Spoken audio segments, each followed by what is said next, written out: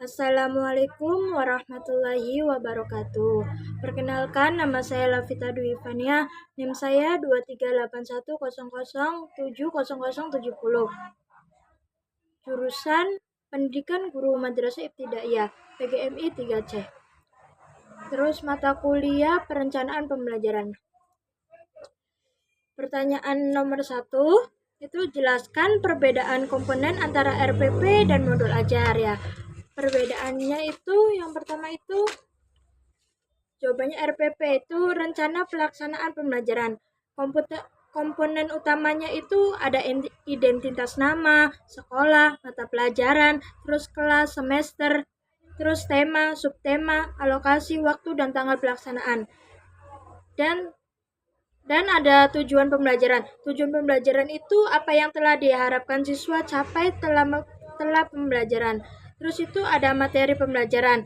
Materi pembelajaran yang akan disampaikan itu apa gitu. Terus ada metode pembelajaran. Metode itu guru itu menyampaikan materi. Misalnya itu materinya ceramah, diskusi, dan lain sebagainya. Terus itu ada media pembelajaran. Media pembelajaran itu seperti alat bantu yang digunakan guru dalam menyampaikan materi.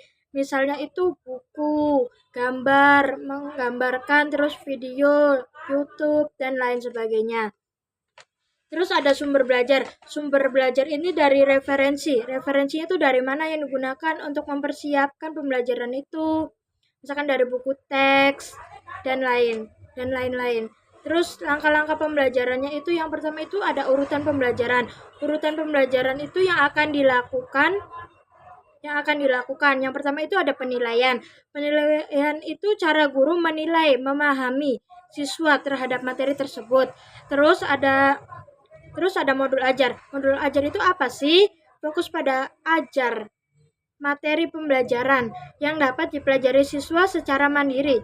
Terus ada komponennya. Komponennya itu yang pertama itu ada pendahuluan. Pendahuluan itu mengenalkan topik, tujuan, dan manfaat. Terus ada materi pokok. Materi pokok itu materi pembelajaran yang disusun secara sistematis dan terstruktur. Terus ada kegiatan pembelajaran. Itu ada aktivitas yang dilakukan siswa untuk mempelajari materi. Misalnya membaca, mengerjakan latihan dan diskusi, dan lain sebagainya.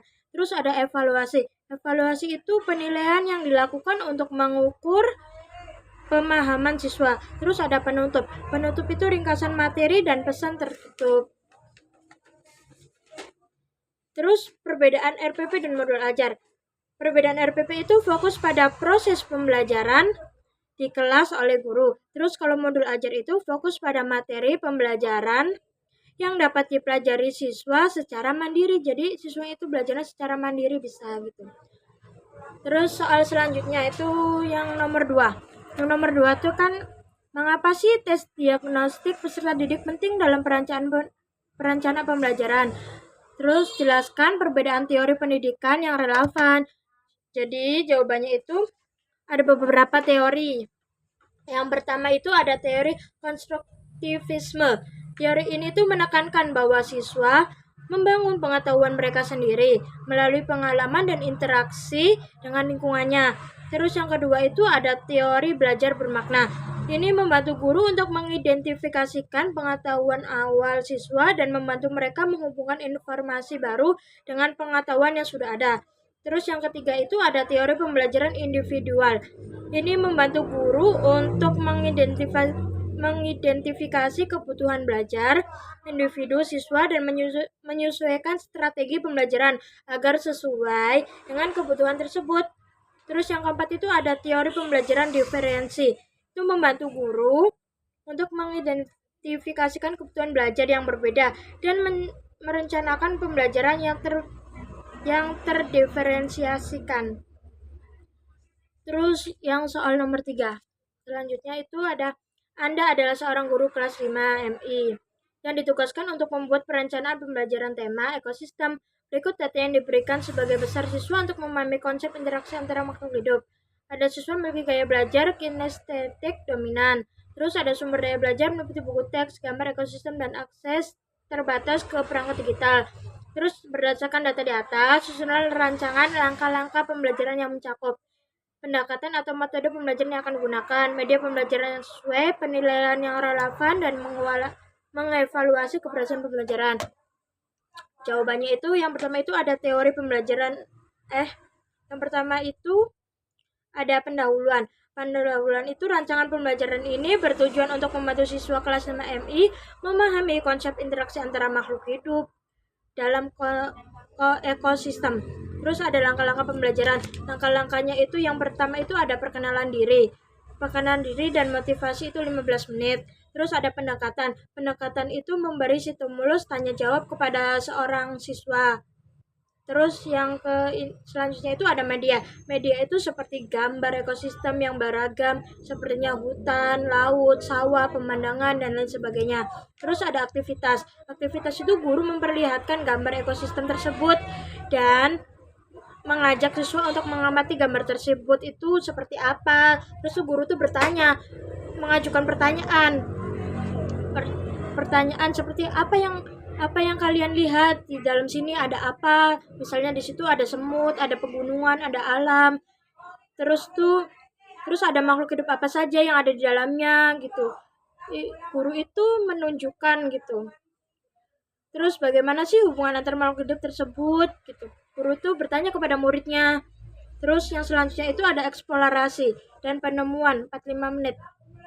Terus ada pendekatan. Pendekatan itu pembelajaran berbasis masalah PBL, comparative learning, melalui media, buku teks, gambar, ekosistem, lembar kerja, terus alat peraga sederhana, misalnya kardus, boneka, dan hewan, dan lain sebagainya. Terus ada aktivitas. Aktivitas itu siswa dibagi menjadi beberapa kelompok. Setiap kelompok itu diberikan sebuah gambar. Sebuah gambar ekosistem. Dan diminta untuk mengidentifikasikan makhluk hidup yang ada di dalamnya. Terus itu guru memberikan pertanyaan pemandu untuk membantu siswa menentukan hubungan antara makhluk hidup, seperti hewan apa yang makan hewan lain, ayo gitu. Kayak tebak-tebakan tuh.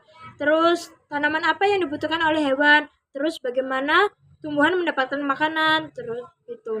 Terus itu siswa itu bekerja sama dalam kelompok untuk membuat model tersebut. Sederhana menggunakan alat peraga yang disediakan. Terus setiap kelompoknya itu mempresentasikan hasil kerjasamanya dan menjelaskan hubungan antar makhluk hidup dan rantal makanan yang mereka buat. Terus ada elaborasi dan penerapannya itu 30 menit. Itu ada pendekatan diskusi, kelompok, simulasi. Terus ada media. Media itu lembar kerja, alat peraga sederhana, aktivitas. Terus siswa itu dibagi menjadi beberapa kelompok. Diminta untuk menganalisis dampaknya terhadap makhluk hidup. Terus siswa melakukan simulasi perubahan ekosistem dan mendiskusikan dampaknya terhadap interaksi antara makhluk hidup. Terus setiap kelompok mempresentasikan hasil analisis dan simulasi mereka. Terus selanjutnya itu ada evaluasi. Evaluasi itu hanya 15 menit. Tes tertulis atau observasi. Media, lembar kerja, publik atau penilaian. Terus selanjutnya itu ada penilaian. Penilaian itu termasuknya tes tertulis tentang konsep interaksi antar makhluk hidup dalam ekosistem. Terus ada penilaian keterampilan. Terus penilaian sikap. Terus soal selanjutnya itu soal nomor 4. Dalam suatu evaluasi pembelajaran ditemukan bahwa hanya dapat menghafal isi pembelajaran tanpa memahami konsepnya sebagai guru. Langkah apa yang Anda lakukan untuk memperbaiki perencanaan pembelajaran Anda?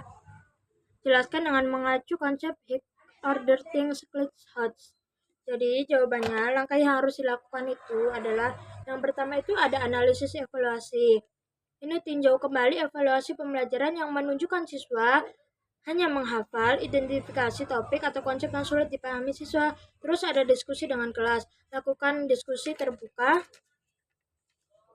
dengan siswa untuk memahami kesulitan mereka dalam memahami konsep. Terus ada merancang pembelajaran berbasis HOTS. Pembelajaran berbasis masalah PBL. Siswa diajak menyelesaikan masalahnya yang terkait dengan konsep yang dipelajari. Terus pembelajaran berreferensi. Guru memberikan tugas sesuai dengan kebutuhan dan kemampuan masing-masing siswa. Terus ada project based learning. Siswa itu mengerjakan proyek yang menantang mereka untuk menerapkan konsep dipelajari. Terus ada membuat soal HOTS. menganalisis, memecahkan informasi, media, bagian-bagian. Terus ada mensintesis, menghubungkan informasi dari berbagai sumber. Yang pertama itu ada mengevaluasi. Terus ada menciptakan, membuat sesuatu yang baru, mengintegrasikan teknologi. Terus simulasi, video edukasi, dan platform pembelajaran online. Terus membangun budaya dan tanggung jawab. Dorong siswa untuk bertanya, buat suasana kelas itu yang nyaman untuk bertanya. Terus ada berikan kesempatan untuk berdiskusi. Berikan kesempatan bagi siswa untuk berdiskusi dalam kelompok kecil. Terus ada menilai proses dan hasil pembelajaran.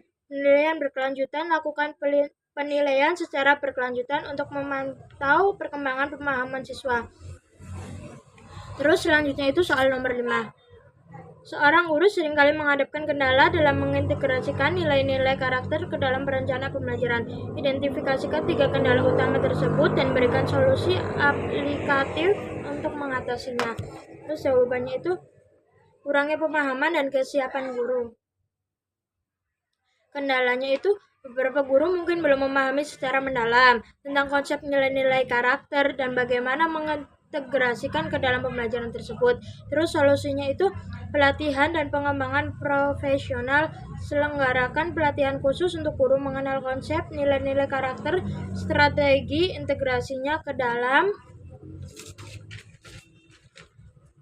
pembelajaran, dan contoh-contoh kegiatan yang efektif. Terus ada keterbatasan waktu dan sumber daya. Kendalanya itu guru yang seringkali dihadapkan pada keterbatasan waktu dan sumber daya untuk merancang dan melaksanakan kegiatan pembelajaran yang efektif dalam menanamkan nilai-nilai karakter. Terus solusinya itu pemanfaatan teknologi mempermudah proses perencanaan dan pelaksanaan pembelajaran seperti platform online untuk berbagai materi, membuat kuis, dan memberikan tugas. Terus selanjutnya ada kurangnya di lingkungan dari lingkungan sekolah.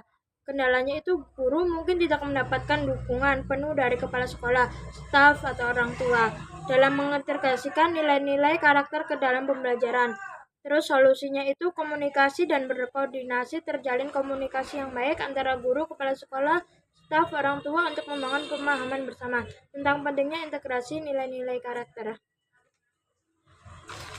Cukup sekian presentasi dari saya, kurang dan lebihnya mohon maaf. Wassalamualaikum warahmatullahi wabarakatuh.